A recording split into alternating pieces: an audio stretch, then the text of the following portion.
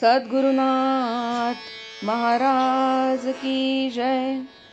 महायोगी स्वामी उमानंद सरस्वती की जय। श्री गुरुगीता हा गुरुभक्ती योगाचा मंत्रराज आहे.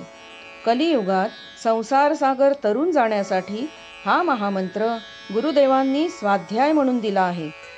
श्री गुरुगीतेतील संस्कृत श्लोकांचा अर्थ महायोगी स्वामी उमानंद सरस्वती यांच्या श्री गुरुगीतार्थेश्वरी या विवेचनाच्या आधारे आपण क्रमशः जाणून घेत आहोत. आजचा श्लोक आहे 129. गुरुभक्तीची फलश्रुती. अनेन यत् भवेत् कार्यं तद्वदामि महामते लोकोपकारकं देवी लौकिकं तु न भावयेत्. हे महाबुद्धिशालिनी, गुरुभक्तीने जे कार्य सिद्ध होते ते तुला सांगतो. त्याचा उपयोग लोकांवर उपकार करण्यासाठी करावा. लौकिक कार्यासाठी, ऐहिक भोगासाठी करू नये. महाबुद्धिवान साधकालाच गुरुभक्तियोग साध्य होतो. निरीच्छ झालेली बुद्धी ती महान. जडाशी जडलेली भोगेच्छा असलेली बुद्धी स्थूल लहान. गुरुभक्तीसाठी मन व बुद्धी विशाल व्हावी लागतात. सूक्ष्म व्यापक हवीत. स्वार्थी व संकुचित जीवन कंठणारी नको. राधा बुद्धिशाली होती, भोळी भाळी नव्हती, म्हणून श्रीकृष्णाशी एकरूप झाली. गुरुभक्तीचा परिणाम काय होतो ते सांगण्याआधी गुरुभक्तीने जे साध्य होते त्याचा विनियोग जगाच्या कल्याणासाठी करण्याचा संप्रदाय सांगत आहेत. इहलौकिक सुखासाठी इतकी महान किमती गोष्ट वापरायची नाही असा इशारा हा श्लोक देत आहे. तापस झाले की वरदान प्राप्त होते. यज्ञ झाला की पसायदान लाभते.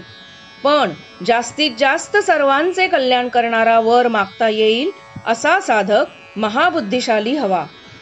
वैयक्तिक सुखाची इच्छा नसलेला हवा. नचिकेताप्रमाणे, पार्वतीप्रमाणे, सावित्रीप्रमाणे जगाच्या कल्याणात भर पडेल असा उपाय, मार्ग, साधन मागणारा हवा. जो काय लाभ होईल त्याचा वापर सर्वांच्या सुखासाठी करावा. कोणतीही सिद्धी प्रसिद्धीसाठी, स्वार्थी सुखासाठी वापरू नये हा दंडक हा श्लोक घालून देत आहे. गुरुभक्ती योगाने साधक सिद्ध होतो, पण लौकिक कार्यासाठी, इहलौकिक स्वसुखभोगासाठी त्याने सिद्ध सज्ज तयार होऊ नये, तर लोकोपकारक कार्यासाठी सिद्ध व्हावे.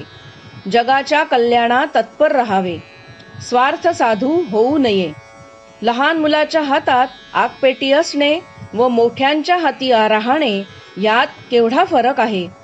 तद्वत मूर्खांना सिद्धी प्राप्त होणे धोक्याचे ठरते, तर महाबुद्धिशाली विवेकी साधक सिद्धी होताच उरलो आता उपकारा करता म्हणून सिद्ध होतात. गुरुभक्तीची कार्यसिद्धी जगाच्या कल्याणा संतांच्या विभूती तयार करते. लौकिक स्वार्थी सुखप्राप्ती हे गुरुभक्तीचे ध्येय नसावे. तसा भाव नसावा. सद्गुरुनाथ महाराज की जय.